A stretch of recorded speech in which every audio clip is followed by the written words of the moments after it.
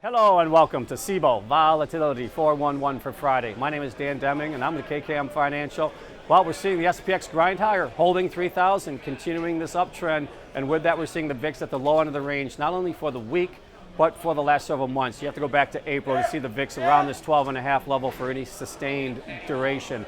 And looking at realized volatility, I think that's dictating the price structure here. We're seeing lower realized volatility.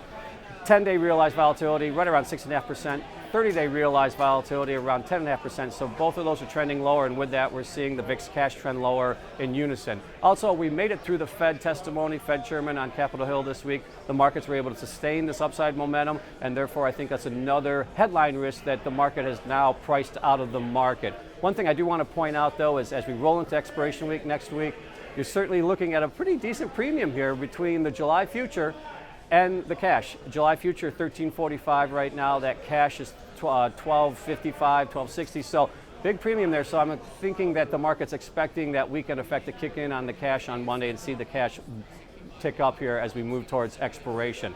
Looking at VVIX, measure implied volatility on the VIX options, trending higher. We're seeing it run up from 82 to 88. Still subdued relative to historic, but we are seeing a firmness in realized volatility, implied volatility on those VIX options as we close out the week.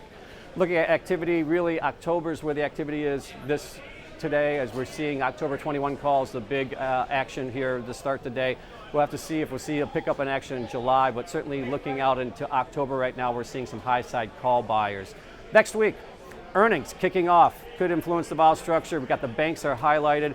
Also, we have expiration next week, so I think that's another dynamic the market will contend with.